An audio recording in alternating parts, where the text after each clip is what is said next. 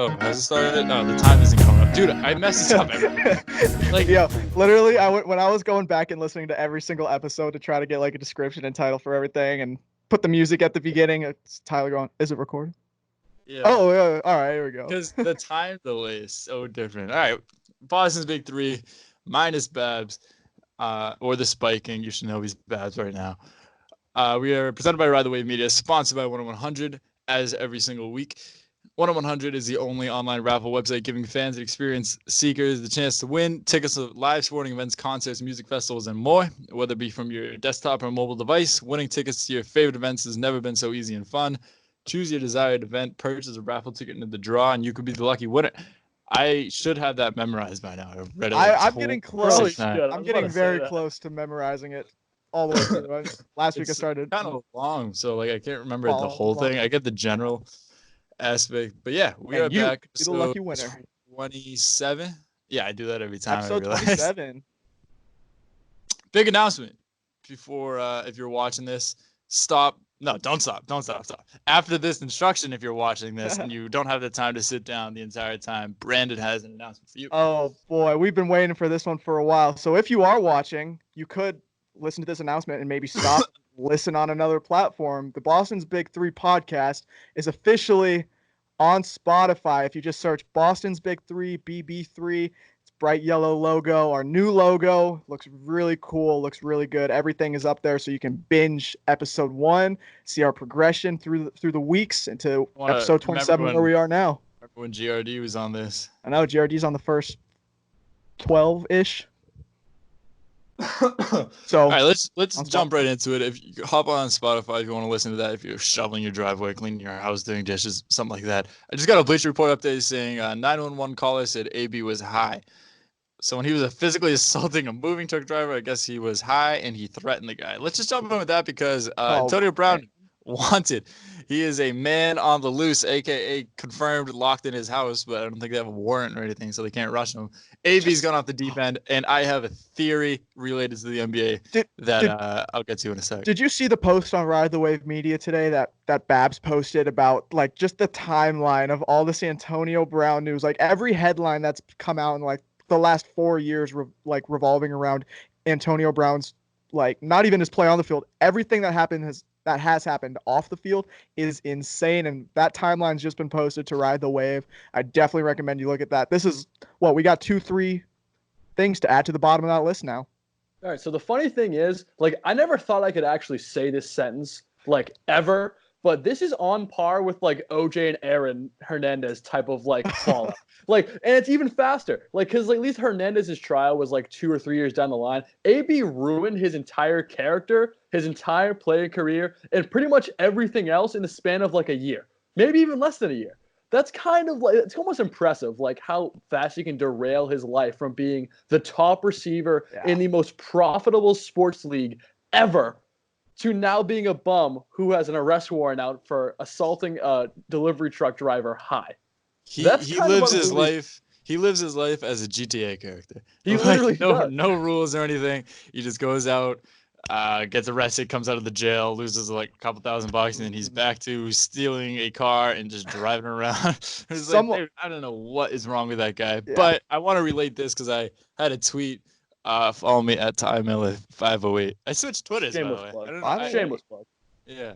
Well, I used to have a different Twitter, and then I had to switch it because I was about to get locked up by the Twitter police. But Kyrie Irving is the AB to an extent of the NBA, to the fact that he was a perfectly normal dude, like his early career. He got super philosophical on everybody that nobody asked for. He's always involved in locker room drama, not even off the court drama. He's just a weird guy. And then most fan bases just turn on them. Like both. Obviously, AB's taking it to an extent that we can relate him to Aaron Hernandez, and it won't be as crazy. If you related Kyrie to that, you'd won't be that crazy yet. Yeah. But I don't know. Comparing those two people, I want to do an NBA heavy show after we touch on this in the Pro Bowl real quick. But I don't know. Just sitting on my couch the other day watching Kyrie talk about the Kyrie Irving Nets title thing. I'm like, this dude's Antonio Brown. Yeah, no, basically that's a good analysis and everything, but obviously it's not to the extent AB's ruined his career. Yeah, Because yeah. Kyrie Irving's still a coveted Mhm. player on his team. On a max He's still making contract. tons on a max contract, making tons of money. Kevin Durant's coming back next year, which I think will kind of mellow it out a little bit. Because I think KD's like he played with Russell Westbrook. He's a pretty big character. He's He gonna played give with him James nuggies Harden. and tell him to, hey, I actually shut do up. think he'll sun him a little bit. He might just be like, yo, like I'm LeBron now. Like Yeah. this is like Cleveland all over again. Like you're gonna play Exactly. second fiddle. And it actually might work out in Kyrie Irving's favor, just for the fact that his ego will go down a little bit because he won't be the guy on the team anymore. Because KD's obviously the second best player in the world, or maybe third now. That depends on Giannis and Well, LeBron. I didn't even think about this until just now. Just look at the point guards that Kevin Durant's played with, like starting in like win a season or two without Russell Westbrook, but you get Russell Westbrook, you move on to Golden State and you have Steph Curry, and then you move over to Brooklyn and you're gonna have Kyrie Irving in a few months. Yeah, it's kind of unbelievable to think about. Yeah. Sorry, continue. Yeah. All right, no, I want to go on my Pro Bowl right now. I've been literally cooking this up for about a week and a half now. Since the Patriots are gone, I have nothing else to think about football-wise except what's coming up the next week.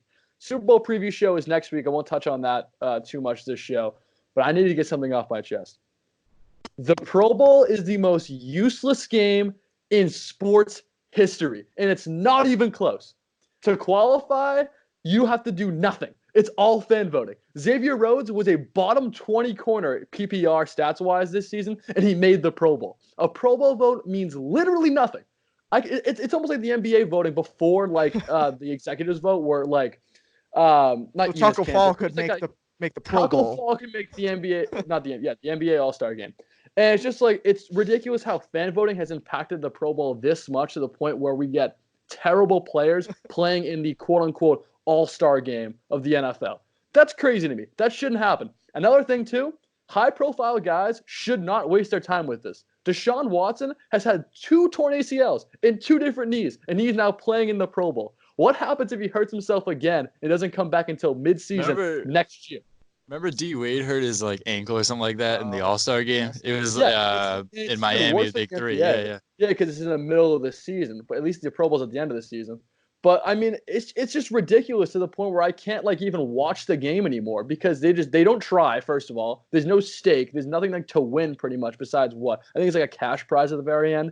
You're pretty much just going for the 2,000. vacation to Hawaii at this point. That's like all. And What it's you're not going. even in Hawaii anymore. It hasn't been in Hawaii in like 3 years. Where is it this year? It's in Orlando again this year. Who wants to go to Orlando, Florida? Nobody wants to go to Orlando. It's literally The like, armpit of Florida. literally, it boggles my mind how these players really go like, "Oh yeah, I'll go play in the Pro Bowl," and then they just do nothing. Yeah, I'd so play in Hawaii, but versus Orlando last 2 years. The thing I want to see in the NFL, you have like All Pro team. They should adopt the NBA's like NBA first team, NBA second team, because there's a lot of people who are snubbed out of the All Pro team simply because there's a lot of good players in the NFL. Breaking news. But like if you install like an All Pro team, like this guy was All NFL third team this year. He was like, all right, he was one of the top, say, 6 receivers.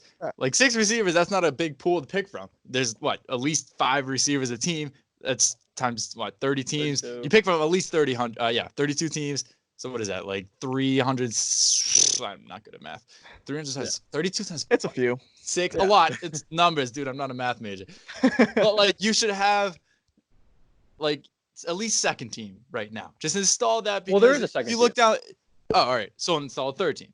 So Yeah. you can say like All NBA, All NFL, or whatever you want to call it. All NFL first team, All NFL second team. Because if you go down to like the list of accolades in people's career when they retire, you see like 8-time Pro Bowler. And it's like, all right, you're in the Pro Bowl, which means you've never made the Super Bowl or anything like that. And that's an inflated stat that really doesn't mean anything significant. But No, I if you agree look with at you. like a When casual people, fan, like, you should flex- look at like this is just the best player. Like an All-Star compared to All NBA team, like some all NBA players don't make the All-Star game, or some also players don't make the All NBA team because it's just not enough space. I don't know. I've always thought that, but you know, the NFL is run by a moron, Yeah. so I don't. see Anytime that an NFL veteran mentions, "Oh, I was a 3-time Pro Bowler," I'm like, "Then you're a bona fide loser." Like seriously, like that's like the 0-time weirdest, Super Bowler. At Yeah, Larry it's like Fitzgerald. the weirdest flex you can make because it means literally nothing. It means nothing to be an NFL Pro Bowler. Hey, tell me I'm wrong. Larry Fitzgerald is the greatest Pro Bowler of all time. All time. Yeah, I'll go with that. Tell Yeah, me I'm wrong. I'd say that. Yeah, I'd say that. I'll go with that. Was he never in the Super Bowl? So I mean, once. Been in One one. Yeah. One time. Didn't get it done though. But I will say one thing for the Pro Bowl. It's kind of cool to see moments where like Charles Woodson's final game being played in Honolulu. That's a pretty cool moment. That's kind of cool to see, surrounded by a lot of star talent and a lot of guys you play with. That's a really cool moment. Jeff Saturday, when he had the final stat to Peyton Manning, he switched teams so he could do the final stat with Peyton Manning. That's a cool moment. That's another cool thing. But besides like those memorable like honorary things with old guys, there is no benefit to being in the Pro Bowl.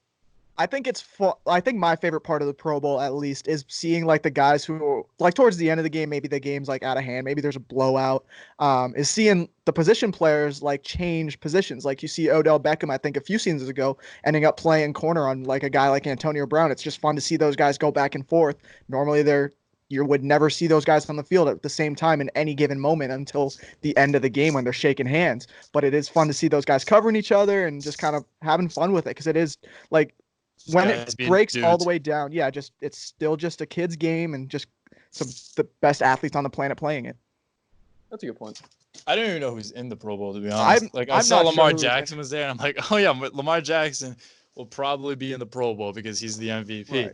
But like, he should not be in the Pro Bowl because he should be deeper in the playoffs. And this is the first time since 2013, I believe, that there is a Patriot player playing in the Pro Bowl, because you go back to the last time the Patriots weren't using this week to prepare for the Super Bowl was when they lost the AFC Championship to Denver, and you had 6-7 players on the Patriots roster make the Pro Bowl, and not a single one showed up, maybe due to injury. Also, they played a hard-fought game of football in Denver the week beforehand and weren't going to go out to Hawaii or Orlando, wherever it was, to participate in that event.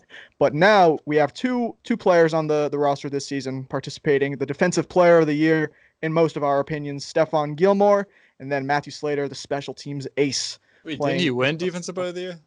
He won like the Football Writers one. He hasn't won like they don't do it the announcements until Sunday. I think they do the NFL show Sunday, right? Oh yeah, the honor show. I thought he just won Defensive Player of the Year. Wow. He got it was like the Football Writers Association of America, like NFLPA or something. Yeah, like they already crowned him basically. Honestly, like I wouldn't be surprised if he lost that award just off the last like couple weeks of him playing, because he honestly didn't play well the last couple weeks. If you look at the last game of the season against Miami, it's like Devontae Parker literally ate him alive. Yeah, I was at the regular game. corner. He literally ate him alive. Mm-hmm. He was almost disinterested in covering him, and it's kind of weird because Devontae Parker was kind of a bum for the first 3 years of his career. Never like reached that potential. Then he torches Stephon Gilmore. Like, give me a break, dude. Right. All right. Just to finish Pro Bowl talk, I think we should make some bold predictions. Like, let's do one bold like prediction for the Pro Bowl, and then AFC or NFC winner, and then choose an MVP. OBJ tries to kick a field goal and tears his groin. That's my bold prediction. OBJ didn't make the Pro Bowl, I don't think. Did he not? He didn't? Oh, no. I don't Jarvis think Landry did. Jarvis Landry did, but Odell did not.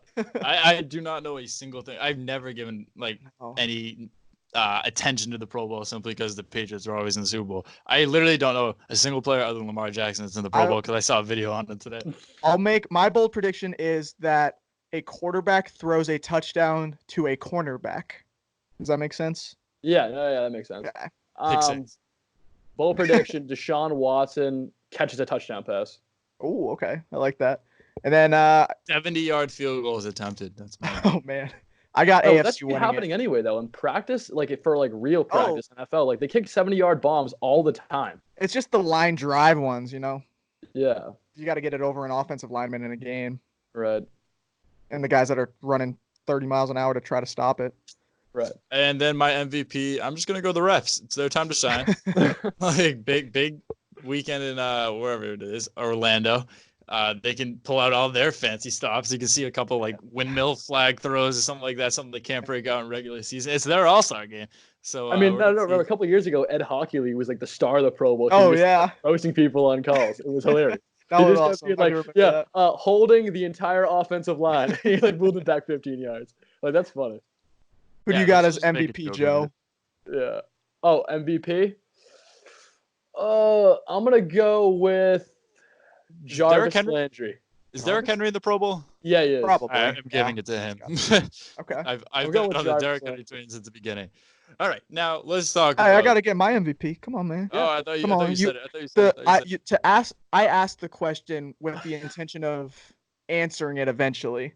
There you go. So I got like I said earlier, the greatest Pro Bowler of all time, Larry Fitzgerald. He's going to add to his touchdown total in his big game and record 2 touchdowns in the Pro Bowl and get the MVP honors.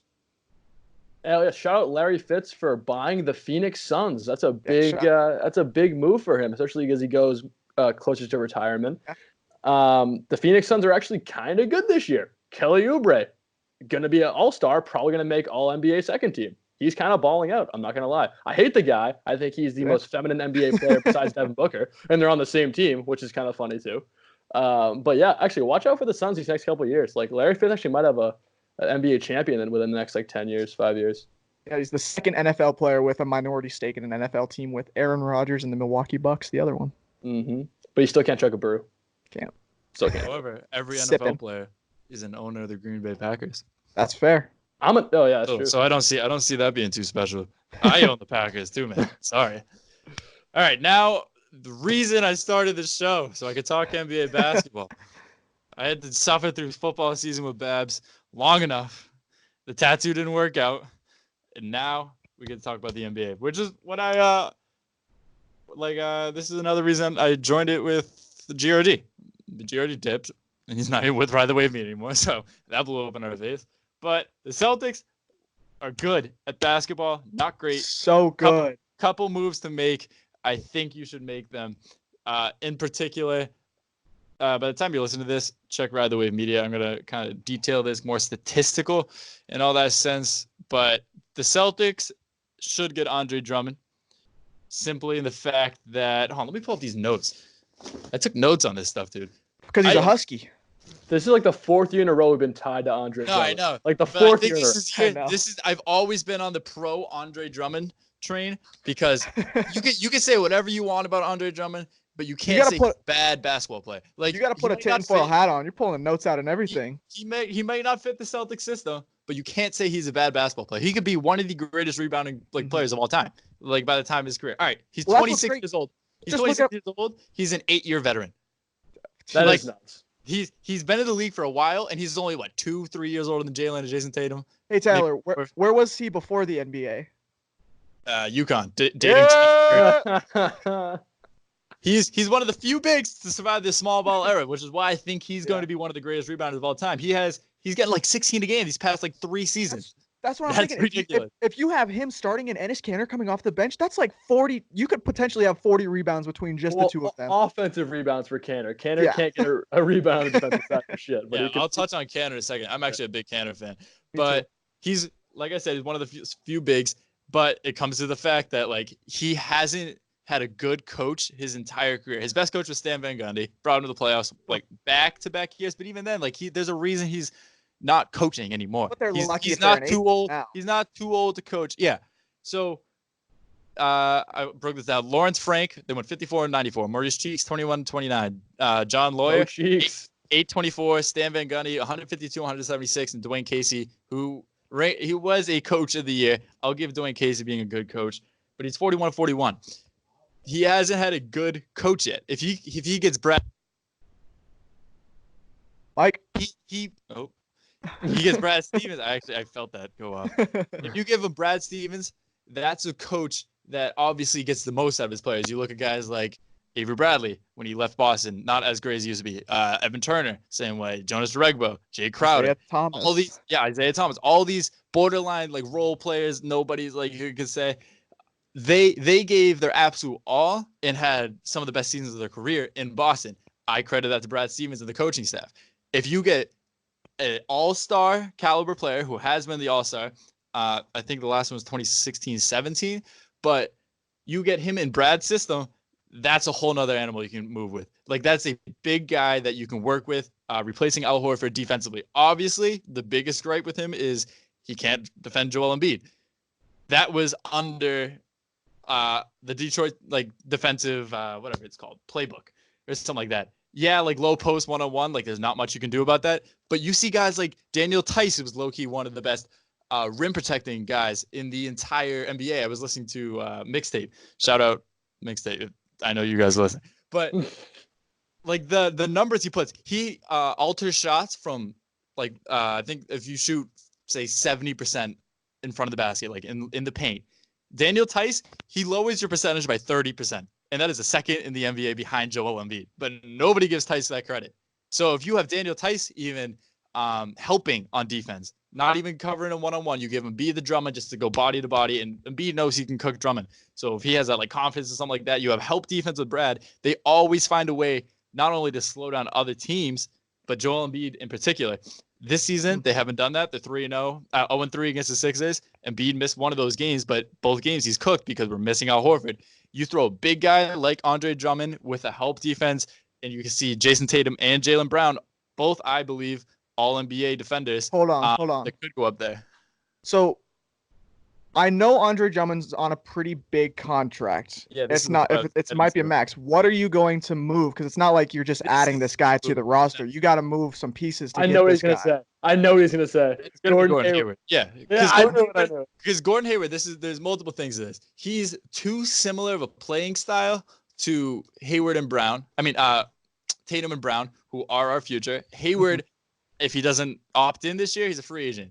I don't see him leaving this year because who would say no to $30 million or something like that? And he doesn't have the numbers to get that same max contract. Yeah. But if you move, I don't see Hayward in the long term here. That's fair. fair. I think when his contract runs out, I don't even think he wants to be in Boston. When he came to Boston, his entire basketball career, he might want to be. His wife doesn't want to be though. Yeah, like that too, dude. I can get into that. But Hayward, he comes first year in Boston, just destroys his ankle. Second year in Boston, worst basketball team, worst Celtics team in recent history, just drama and everything. Third year, they're good. He gets hurt twice. Like if it's just like a mental state to it, because NBA players just operate differently. He Right. will most likely not come back to Boston. So move him now when you can. That contract lines up. That doesn't solve the shooting off the bench problem. So if you can somehow get like a Luke Kennard in that deal, which would be a good haul for the Celtics, that's an ideal trade. You have to get rid of guys like Hayward and then anyone from Ojale, Romeo, Grant Williams, anything like that, which I would want to keep Grant Williams and all of that, but you'll have to be one of those situations where I remember, I think the last time we traded with Detroit is when we got Marcus Morris and we sent Avery Bradley over there. Yeah. I think that's kind of like what we would need, the exact same thing, because Marcus Morris provided that off the bench. Absolutely. Shooter. And then you add any and all picks. You get rid of that Memphis pick as soon as possible. Yeah, that pick is going to be good. And then you have a million other picks. Just get rid of them, dude. Like, pull the trigger this one time because you can't build a team off of 4 first-round draft picks every year. Like, there's just not enough players on that team. I do understand that, and I agree with you, the picks thing. I'm actually a huge Andre Drummond guy. I think he's probably the best rebounder in the NBA, if not of the past decade, because he has played 8 seasons. He's only 26 years old. A lot of pros trading for Andre Drummond, but I really don't want to touch this roster unless we're getting rid of just Gordon Hayward, because I like Romeo a lot. Semi Ojeleye is one of the best, most versatile wing defenders in the NBA, and Grant Williams is probably the surprise rookie of the year. Like, he's playing phenomenal basketball, and he has kind of like that weird Sullinger type body, but he also distributes. It's Jared Sullinger that's good at basketball. Yeah, exactly. But I just don't want to have to sacrifice any parts of this team's future besides picks and Gordon Hayward to get Andre Drummond. Well, I would argue. I think it goes to this part though, that we didn't, like, I was on the pro. Don't trade Jalen. Don't trade Tatum, because they were obviously the two key aspects of this team, and every single year they improve. I think you get rid of Carson Edwards because he has high value. Carson Edwards is gone. That's high value. My not argument very is, good right now. But you look at the bottom of the bench is all the guard depth. You got Romeo Langford, Tremont Waters, and Carson Edwards. And I think the only one of those guys that Boston will not get rid of at this current moment is Romeo Langford, and he's because his potential. The other two guys, Brad 6'6" Wanamaker. with like a 7 foot. I'd also, I like Wanamaker. I would trade. I would somehow get rid of. Honestly, like, I believe in this Waters kid this much because when he plays, dude, he makes rookie mistakes here and there, but he's just good. Like, he just gets it. But he's really, really short. That's it's a small ball error. It doesn't matter how tall you are anymore. And he can be that Indiana guy to replace Gordon Hayward. But yeah, that's what I'm saying. And then I think either way, dude, you just got to get rid of Hayward because I like Hayward. I've been like on the whole, be patient with Hayward. His ankle was 90 degrees the other way, just like relax on it. But now I'm just like, he's playing good basketball. His value is high. He's looking like he's the old Gordon Hayward, and he's probably not going to come back. He put some dudes on a poster this week. You see that last night against Memphis? He went in hard and didn't just go for the layup. He yammed on 2 dudes. And Brad Wanamaker, he's been good, but he's on an unreal cold streak. I've never seen, like, there's a difference between like Brad Wanamaker and bad Wanamaker. Because bad Wanamaker comes out a lot lately. And last year, he wasn't good at all. But I don't blame anything from last year because last year was just an entirety of a mess. But I'm going to dive into this a little more on Ride the Wave Media. If you haven't watched it by now and you're listening, go check out that page. I'm going to make it look all fancy. But yeah, that's what I think should happen. But the only thing with Drummond is if you want to trade him, you got to make sure he's going to resign. He will be under contract next year. And then the year after that, he's an unrestricted free agent. But I'm thinking he's never been on a winning team. So if he starts winning in Boston, he's like, hey, and I'm fitting this system, might as well toss, like, I'm not sure how much money. I honestly have no idea how much money Andre Drummond will get in the free market now. But I can't picture it. It's a max. I think it's just a little below a max. I would agree with you that I think he makes more sense in the current Celtics lineup than, say, you would have traded like our future superstars to get a guy like Anthony Davis. You're not going to have to trade as much to get Andre Drummond, but he's still going to be expensive. But he is going to have that aspect. He's going to fit better long term. Especially, I've been on the UConn Husky thing. I think Kemba and Drummond together, it'll be fun. I think that would maybe, if this deal does go down, entice Andre Drummond to maybe stay around a little longer, maybe get him on a 3 or 4 year deal. I don't think it'll happen at all. I just want to see it happen. Okay. Like, if they were gonna do it, they do it by now. I think everyone in the NBA right now, because it's almost trade deadline, they're just waiting for someone to make the first move. Right. Because you don't want to make the first move because it's like a chess game with the GMs. It's like, oh, this idiot traded for this guy. Now we can get this guy, and we're fine.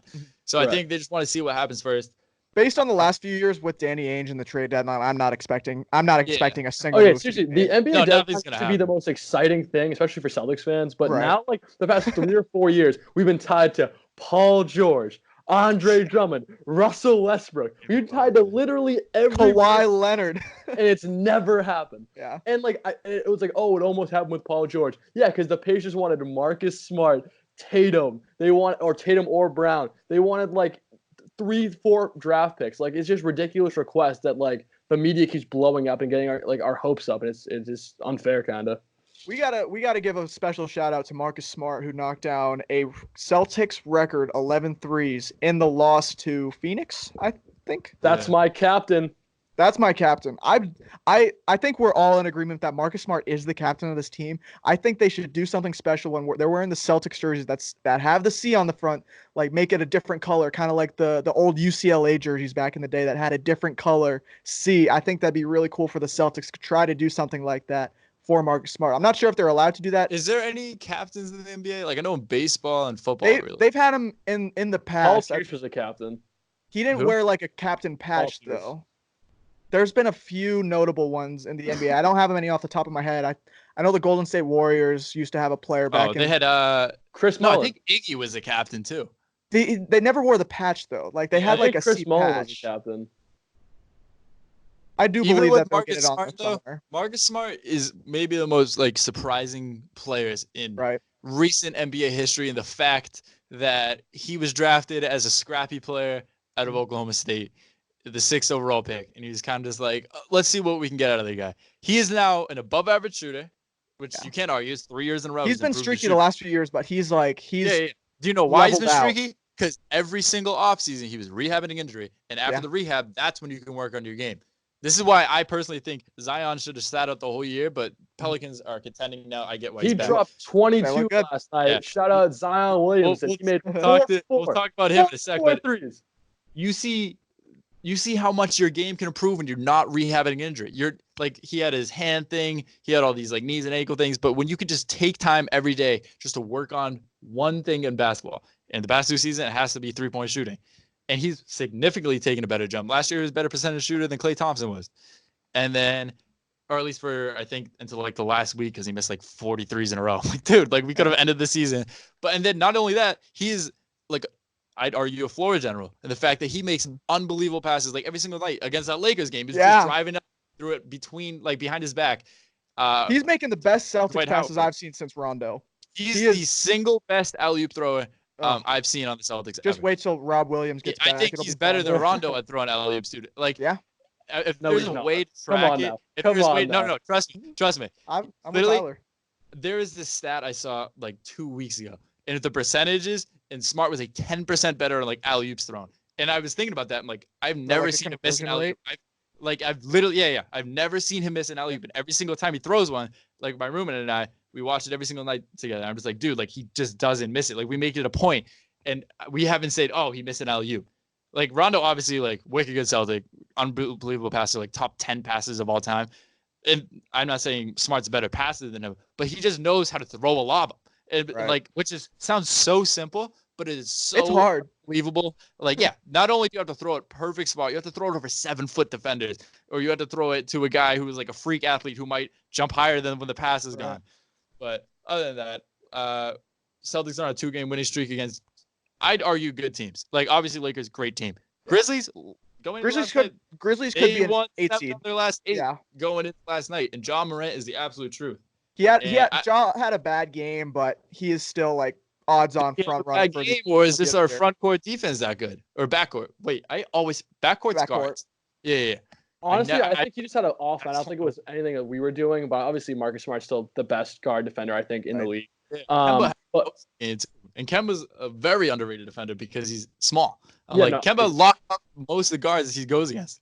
Yeah. But back to Ja, though, I really was not expecting this at all. I mean, I knew the kid had potential. I thought it would take maybe 2 or 3 years to have him be like an actual producer. But this kid just jumped all of that and just went, you know what? I'm going to go ball out my first NBA season. They say we're going to suck. We're not going to suck. I'm going to bring us into the playoffs. And he actually might end up doing it.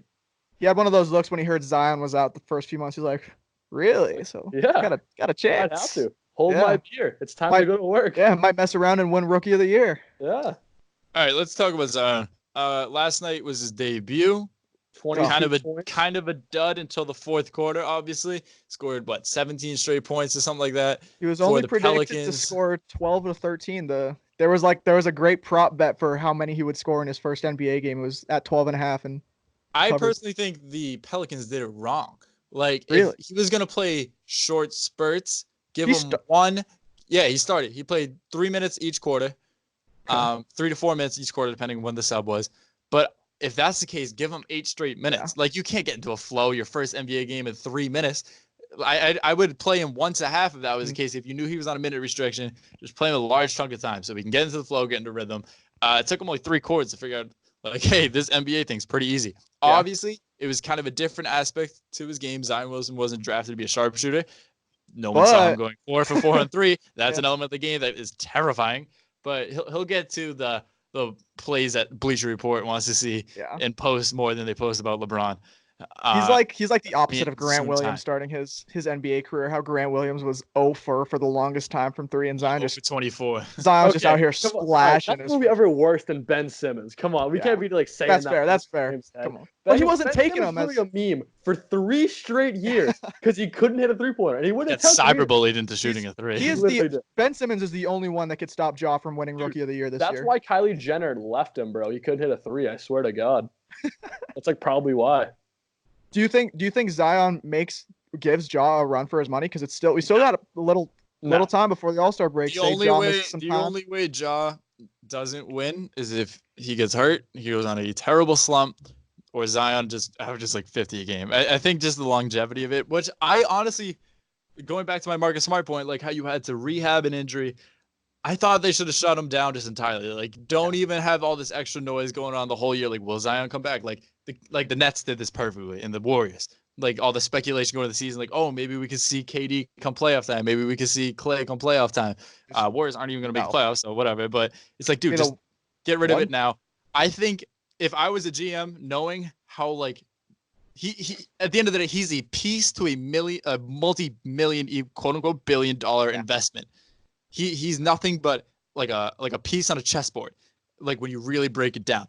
If you're gonna waste half a season because you have Zion Williamson, you wanted the extra ticket money, like, go nuts, dude. Like, if this extra $5 million will really help you at the end of the day, go for it. But if not, you sit him down. He's like, dude, you're too important to this team. Rehab the injury. Your time will come. It'll stink, but like that's just the best way to do it. Pelicans were overachieving. Lonzo Ball playing like the people who I'm a huge Lonzo Ball guy, but he's playing Really? exactly how. Yeah, I have a big Baller Brand sweatshirt, dude. The cheapest thing I ever bought in my life. Like the bees were ripping off and everything. Oh, man. I almost bought the shoes, but they're like $700. God. But anyways, like you need to sit him down and be like, hey, this is gonna like not be great to hear, but trust me in the long end, because you just work on your game, get healthy, keep working on your game, and by the time next season comes around, if you care about accolades, you could win Rookie of the Year like that. You get all the Ben Simmons jokes you want, all the Blake Griffin jokes, which Blake Griffin got off skate free. He did the exact same thing as Ben Simmons. He got hurt in like the preseason, and he won Rookie of the Year. But nobody talks about that. But I don't Different know. time, though. Back, Different time. Yeah. Like Twitter was not Twitter today. Yeah. I don't know. But if NBA ratings want to go up, this is why they obviously put the Pelicans on a million primetime games, and it stunk to watch them on like TNT every Thursday just to see JJ Redick shoot a couple threes, Lonzo Ball underachieve, and Brandon Ingram be banner. I actually like Brandon Ingram. Brandon Ingram's having a good year. Having a good year. Kuzma. Rank. Dude, timeout. Cultural timeout. How the hell did Kyle Kuzma take Vanessa Hudgens out on a date last night? I also had another tweet that went, well, it was a tie one Miller 508. But Vanessa Hudgens is the saving grace of basketball players. She did it with Kyle Kuzma, and she did it with Troy Bolton. So if you're telling me, that if you're trying to tell me that Kuzma's career trajectory is going to go down after going out to dinner with Vanessa Hudgens, then watch something I like to call High School Musical 1 to 3, and then get back to me, because Troy Bolton won something. I honestly watched like maybe a High School Musical growing up, but I get the whole gist of it. But rank these four players of Tatum, Brown, Ingram, and Kuzma, because people love to compare these guys, and I think 1 and 2 should be the guys in Boston. But I want to hear what you guys have to say. I think the only competition is between the 2 and the 3 spot. I think you could differentiate Jaylen Brown and Brandon Ingram a little bit in there, but Kyle Kuzma's last for me. Jason Tatum's first. Stinks. And it's hard. I would flip flop right now between Jaylen Brown and Brandon Ingram, but I think right now, based on the statistics from this season alone, I would put Jaylen Brown because he's averaging 20 plus. I think Brandon Ingram's right there with him, but he's just not on as good of a team. And Jaylen Brown helps his team win games. Exactly. I'm not saying Brandon Ingram doesn't. Brandon Ingram's obviously a key aspect to the Pelicans, but Jaylen Brown has all that experience. He was actually just on the Woj pod, so I listened to that. We've talked about this before, Tyler. He is like the undercover smartest guy in the league. Yeah, he's going to be the president. He's a genius. Yeah. So for me, I'm going the same exact list. Tatum, he's the guy. That wasn't even a question. Like you out of those 4 guys, it's not even close. I'm going Jaylen Brown too, although I do want to put Brandon Ingram's name there. Ingram does not help his team enough defensively. Jaylen Brown does. It's going to be all NBA second team. Watch it. I know. Jaylen Brown scores more than he does. Jaylen Brown does more for his team to win, and Ingram just isn't there yet. He's going to get there. He's up in every single big game. Every big game like the Celtics have played, maybe he's had a bad statistical night, but if you're going to read the box scores, read the box scores. If you're going to watch the game, you're going to actually understand that he's like all high energy, all like stuff you won't see. Like Smart the same way. He had a terrible shooting night last night, had the same exact outside of the 2016 NBA Eastern Conference Finals, when Jaylen Brown took like 3 3-pointers that were just ill-advised in the last 2 minutes. Okay, that so would have tied the game. In his second year of the NBA. And you guys are forgetting the most important part. The fact that he's shooting those, I'm perfectly fine with. Like, dude, we weren't going to win the finals. We're going to lose the Warriors in 3 that year or something like that. It's like, we don't even want to play the 4th game. Dude, we lost every game by 100. But, like, the fact that he has the confidence to even shoot that, it's like, he is going to be so good. So if you can keep that core, obviously, I think the only thing the Celtics should focus on this summer is extending Tatum. But if you're going to keep that core of Tatum, Brown, and Kemba together and Smart, that's, I'd say, an elite quote-unquote core to build on, in the fact that you're betting on potential. Danny Ainge has bet on potential this entire time, and you can see it's somewhat paying off right now. We haven't won anything, but you're just waiting for one more piece to come into the Celtics roster. You guys are forgetting the most important thing that differentiates Jaylen Brown from Brandon Ingram. It's the amount of times that Jaylen Brown has dunked on Giannis Antetokounmpo and LeBron James. Has Brandon Ingram done that once? I don't think all his so. money on tattoos, like all his VC and tattoos, exactly. instead of his attributes and all that. Jaylen's working on his bounce. Yeah, Ingram needs to work on his body mass, bro. That kid needs to eat like cheeseburger. He is so skinny. I think we're finally kind of seeing what honestly everyone thought in him. I'm defending Brandon Ingram in this case because I eat an absurd amount of food, and I'm 6'5", 175 pounds. Like, like it's just not my fault. Like I go to the gym and everything. Well, I don't work out at the gym. I play basketball at the gym, and I worked out for a whole summer. Didn't see a single thing. So I said I'm never going to the gym again. I have no reason to go to the gym. But like, whenever he eats like anything, like his calories just have to be jumped by his like metabolism. That's the only way I can think of it. Just like just like jump in a dark alley. Just like gotta get him and Kendrick Perkins in the same room. Yeah, just have him have a one-on-one. Perk is slowly becoming the Paul Pierce of media. He's just saying the stupidest stuff. Just get his name out there. He's saying like Russell Westbrook's the greatest Thunder player of all time. It's not. Like he's just not. Like LeBron. Technically, if you want to break it down, like obviously KD is the best Thunder player of all time. That also means that LeBron's the best Laker of all time. Like he's the greatest player to ever throw on a Lakers uniform. Prove me wrong. If he's the greatest player of all time and he's on the Lakers, I'll say this: he's the greatest player to play for the Lakers. He's not the best player to have a career for the Lakers. Yeah, there's a big difference. That's where the Kobe stand want to come in and say, like, but Kobe, but Kobe. That's what I'm saying. Kobe's not even like top 10 in the entire NBA history. And I'll fight that. I'd even argue he's not top 15, but we'll get into that another day. No. Think about it. For the Lakers, all right, you have Kareem, you have Magic, you have LeBron now. Shaquille O'Neal is substantially better at basketball. Jerry West. You have a lot of these guys. Like, is Kobe top 5 Laker of all time? To put on a Lakers jersey? If you want to talk about the people who put on a Lakers jersey, LeBron is better than Kobe. Yeah, that's what I meant to say. Yeah, that's tough. I don't know. It's weird to think about. All right, to finish, are you guys done with basketball talk? You think? Unless I could think of something real quick. Oh wait, let's just see what you said in that list, because maybe. Psych. The NBA All-Star. All right. How many? The All-Star vote. How many Celtics players do you think represent the East in the All-Star?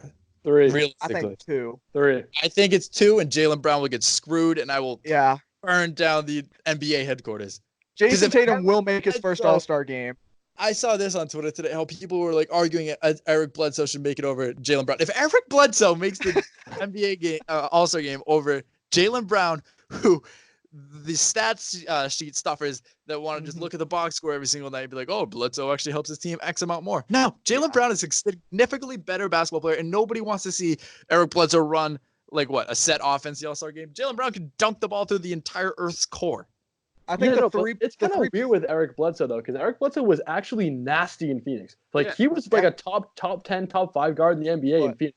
Then he just goes to Milwaukee and like shits himself. Like I've actually never seen this kind of decline in play that quickly. Yeah, I think Jaylen. I agree with you that Jaylen will be the guy. Like if one of these big 3 in Jason Tatum, Kemba Walker, and Jaylen Brown is to be an All-Star contention, I think Jaylen Brown is that guy to be left off of the East roster. And I think that it's going to be tough for Kemba as well, because Trae Young has like this massive following, and you got everyone who's still on Kyrie Irving's wagon. And those are like the 3 main point guards that are in contention to be starters for the All-Star game this year. I do think just from like the veteran side of things, I do think you'll see more like outside the fan vote, you're going to see more players voting for Kemba Walker and Kyrie Irving to be the 2 starters over Trae Young to be starting. And he hasn't even made one yet alone to start in his very first appearance. I think Kemba Walker will be one of the starters, as will Jason Tatum. I think Jaylen Brown's closest chance to being an All-Star this year is as a reserve coming off the bench. He should make the All-Star game, dude. He's not gonna, which is it's upsetting. Like I'm preparing myself that he's not going to make the All-Star team, and it's going to get me irrationally angry. Do you think the All-Star team from the West this year, I know they draft players now, but do you think the team from the West, this could be like the greatest lineup of all time for an All-Star game coming out of the West? Wait, they do it now. You still get X amount of people per East and West, and they just do a draft. Yeah. But do you think if the team if it was still East versus West, do you think that West lineup would be the starting lineup would be what? Dame probably. Damian Lillard at the guard, maybe. It's not Steph Curry or Klay Thompson. Yeah, that's what I'm thinking. Maybe not. Shooting guard, you just put like Kawhi there. Kawhi, Bron, Paul George, and center Anthony Davis. Yeah.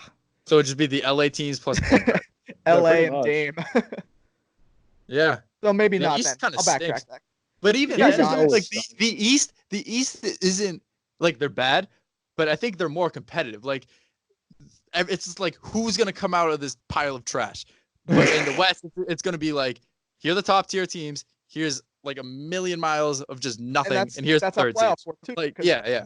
the team in the West has to work so much harder to get to the NBA Finals. Not that it's not hard already, but the East teams, you're not playing the Golden State Warriors in the first round. You're playing the Toronto And Raptors. I would even argue that the Eastern Conference Finals and the semifinals are more competitive than the Western Conference because of They're closer like matched. they're closer matched up Yeah. in the East and in the West. Like the 1 to the 4 seed, that could be a 6, I 7, mean, 8, 5 8 years ago difference. was a different story. 5 years ago was a different story because I think probably the bottom 3 playoff teams in the West could have beaten all but the first seed in the East. Like that's how much of a disparity Yeah, there was on the 2 years ago. So was it my freshman year of college? So 2 years ago, um, the difference between the 3rd seed and the 10 seed, and I only know this because I was a huge Karl-Anthony Towns fan. The difference between the 3rd seed and the 10 seed was 2.5 games. So from Yeah. 3 to 10, it was right there, and because Towns beat the Nuggets or something like that, to get Oh, as in the the 8th. playing game, yeah. Yeah, and then they got Yeah. absolutely rinsed by the Rockets or whoever it was. They But they like, won a game. yeah, but then you have people in the East making it sub 500. I'm personally not like you should just do the top 16 teams in the league. Like that's Yeah. stupid. That'd be That tough. gets rid of divisions entirely. Like that's just dumb. Exactly. It'll even out in the end.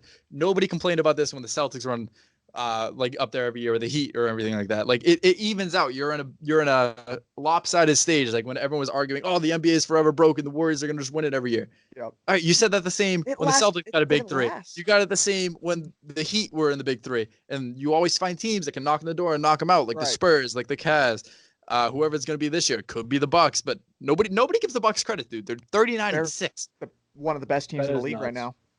and nobody talks about him. Giannis is going to win back-to-back MVPs, which he should because he's unbelievable at basketball, and they're just going to walk their way to the finals. Imagine having that frame. Just like imagine Oh being my that tall, that ripped. Like it's just like it'd be hard to not be good at Mhm. sports at that point. It'd be hard to Dude, I'm suck a waste of height. I'm like, dude, I should give this to someone else. Blend it out. I just get sore in car rides. Like To awesome. finish the All-Star talk, do you guys think, because Alex Caruso, he has a genuine chance to make the game. He's performing really well for the Lakers, and he has like the insane fan following because he's one of the fan favorite players out fan in Los voting is Angeles. only 50% of the votes. He's getting a lot. Though. I think 50% of I think fan voting is quote unquote 50% of the vote. I think they just I look don't at think it, and then they it just just look goes at down to media and players. It's like, Exactly. dude, we don't the care. players and the executives and If Alex those guys have Caruso all makes the the vote. NBA All-Star game and Jaylen Brown doesn't, Yeah, that's ridiculous. What about a guy like Devin Booker, whose talent is getting wasted out here in Phoenix? I don't even think it's getting wasted anymore. He hasn't played for the same coach 2 years in a row. This is the first. This is his what 4th year in the league, maybe 3rd. It's his 4th different coach. So Right. in this year that you actually have a good core with him and Ayton, and you have bench players. I think also when he almost wanted out of Phoenix when they traded Tyler Ulis because they were roommates in college or wicked good friends. Tyler Ulis, like a 5'8" scrappy Kentucky player, who I actually like, but I like you just need to like in the NBA these days, you need to play with your friends or really good basketball players. You can't really make a team. Like Giannis does this perfectly. He makes it abundantly clear he doesn't have friends in the NBA. The only friends he has in the NBA are his teammates and his brothers in the league. Like, sure, he's friendly with them, but he's like, why? Like he's saying, like, why would I want to work out with all these guys when I can work out by myself and they can't steal parts of my game? Like that's just the perfect way you should do it. Instead of all the like, let's hold hands. That's a real competitor. Let's take pictures. Let's take pictures on the banana boat. Like all that. He's a competitor. Well, to wrap this up, we have a new segment every week. We're going to have the Boston sports moment in history. And today in history, the 1973 Boston Celtics MVP. He was the starting center for the team. His name is Dave Cowens, who won the All-Star Game MVP. Wow. Let's do quick math. 47 years, 37 years to the day. 47 or 27, something like that, in the 1973 season. Shout out Dave Cowens. Dave Cowens, you pal. Cowens, my bad. All right. We're going to do a shorter show. We all have time constraints to this episode, but any final thoughts? Tune in on Spotify.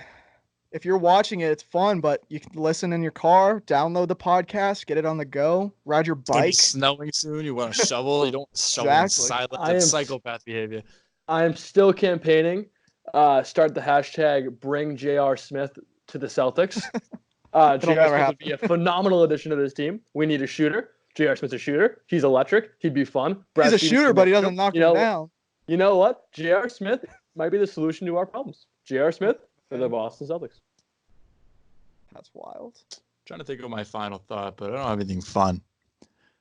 I- Don't do we'll- drugs. Simple We'll as get that. into, we'll get into this eventually, but Stay off drugs. Alex Cora is a cheater for the Houston Astros, but he did nothing wrong with the Boston Red Sox. Let that be a known fact. MLB is going to find nothing against the Boston Red Sox, and we can go peacefully and just this make is my fun of the final- Astros for this the is rest of my our He's days. basically being impeached. If I was a man friend right now, I would say everybody can cheat this year because so the Astros know how bad it was, except the Astros. So everyone's taking steroids, everyone's sign stealing, everyone's doing all this aluminum bats and And just see everything. how Everybody insane can- baseball yeah, gets. Everybody can cheat this year. That would be unbelievable. Except the Astros. You'd be like, you wanted to cheat? Yeah, No, so everybody's gonna cheat against you. You can't You'd do have anything about it. video game Biggest numbers. buzz is, you might as well just like yell out like he's throwing a fastball. Like anything. like that. Jeez. You just have the catcher yelling out what he wants. Might as well. All right, fun That stuff. would be an unreal punishment. But yeah, Be we're sure- brought to you by Rock Media, sponsored by 1 of 100.